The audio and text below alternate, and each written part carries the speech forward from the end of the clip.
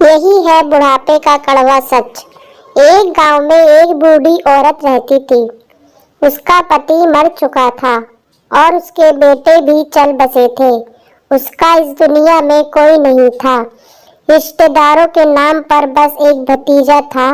बूढ़ी औरत उसके लिए उसका पति और बच्चे बहुत सारा पैसा छोड़ गए, जो अभी उस भतीजे के नाम पर हो गया।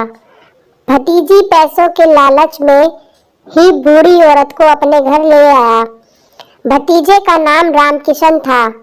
रामकिशन की पत्नी का नाम लीला था और उसके 3 बच्चे थे।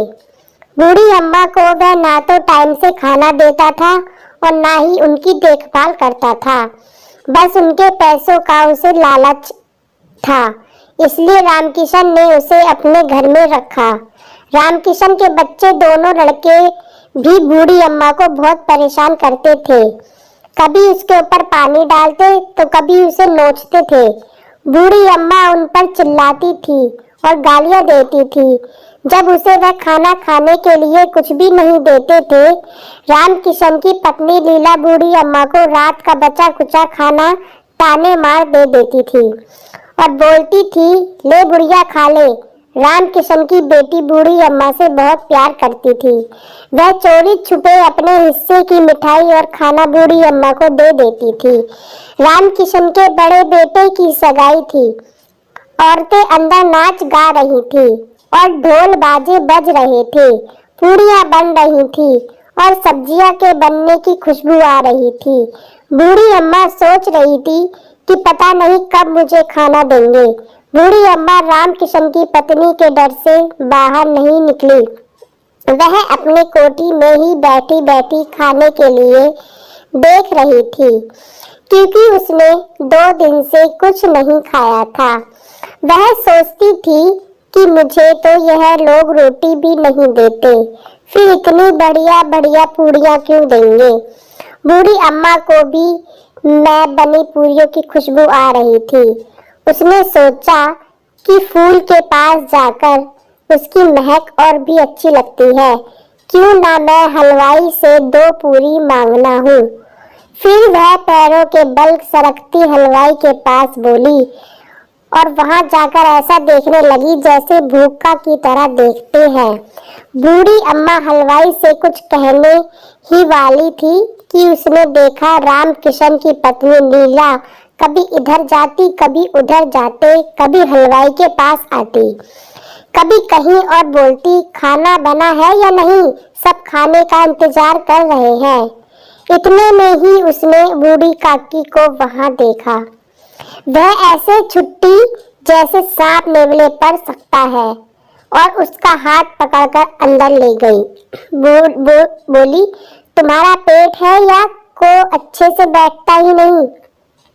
अभी तक भगवान का भोग भी नहीं लगा और मेहमानों ने खाना भी नहीं खाया और तुम खाना खाने के लिए बाहर कैसे आई? बूढ़ी अम्मा ना कुछ बोले ना रोई, चुपचाप खिसकती हुई अपने कोठरी में चली गई।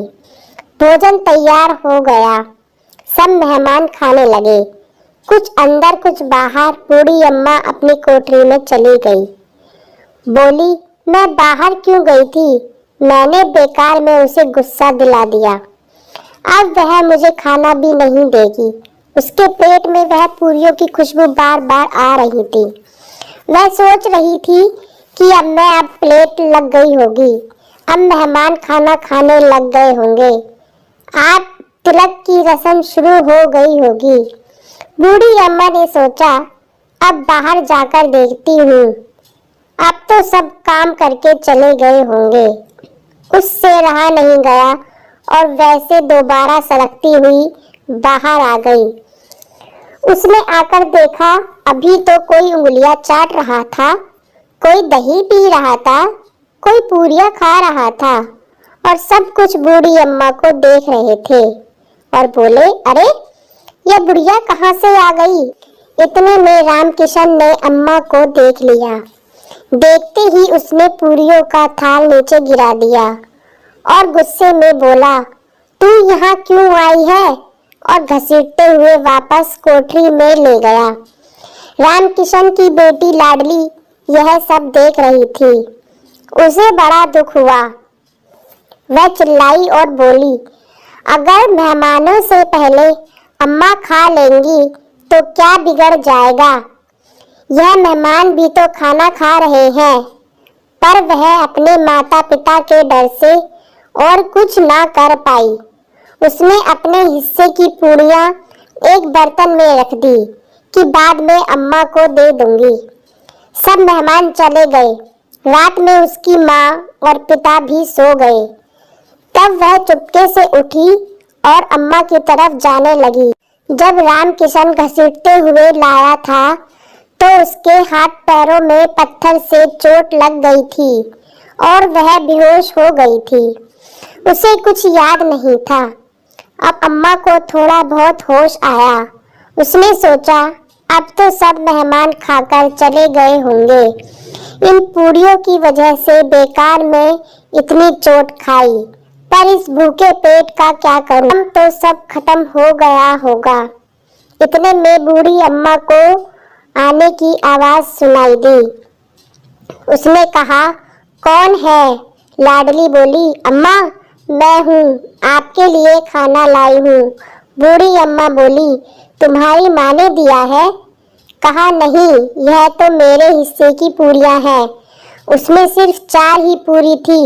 अम्मा ने वह जल्दी जल्दी खाई। अब पूरियों को खाकर और भूख लगने लगी। बोली, और ले आओ लाडली। लाडली ने कहा, अब तो अम्मा मुझे मारेंगी। अम्मा ने कहा, तो मुझे वहां ले चलो जहां सब मेहमानों ने खाना खाया था। लाडली अम्मा को वहां ले गई। वहां अम्मा और जूठे बर्तन में पूड़ियाँ उठाकर थोड़ी बहुत खाने लगी और बची सब्जी चाटने लगी। अम्मा सोच रही थी कि मैं यह सब क्या कर रही हूँ। अगर आज इन लोगों ने मुझे खाना दे दिया होता तो शायद झूठे बर्तन ना चाटने होते। इतने में पत्नी लीला की आंख खुल गई। उसने देखा कि उसकी बेटी लाडली वहां नहीं है। उसने इधर उधर देखा, फिर देखा कि लाडली झूठे बर्तन के पास खड़ी है। वहां जाकर उसने देखा कि अम्मा झूठे बर्तन चाट रही है। उसने सोचा कि एक पंडिताइन आज मेरी वजह से झूठे बर्तन चाट रही है। आज मेरे बेटे की सगाई है। मैंने लाखों को खाना खिलाया, पर उसी को नहीं खिलाया जिसके पैसों पर मैं जिंदा हूँ, जिसके पैसों से मैं ऐसा कर रही हूँ। उसे बड़ा बुरा लगा। वह रोने लगी और भगवान से प्रार्थना करने लगी कि मुझे माफ करो, मुझे इसका दंड मत देना। वह वापस अंदर गई और जाकर एक थाली में सारा भोजन लगाकर अम्मा के पास बैठकर बोली, लो अम्मा, मुझे माफ कर दो और खाना खा लो। जैसे एक बच्चे को टॉफी देने से वह बहल जाता है, उसी तरह मैं खाने की थाली देखकर सब कुछ भूल गई और उसने उसे माफ कर दिया। तो फ्रेंड्स, हमारे घर के बूढ़े माँ बाप भी हमें अपने बच्चों की तरह ही समझने चाहिए। उनकी हर जगह मदद करनी चाहिए और उनका ऐसे ही बच्चों की तरह ख्याल रखना चाहिए। तो अगर आपको ये कहानी अच्छी लगी हो तो लाइक, शेयर और कमेंट जरूर करें और हाँ, चैनल को सब्सक्राइब भी कर दीजिए। Please please.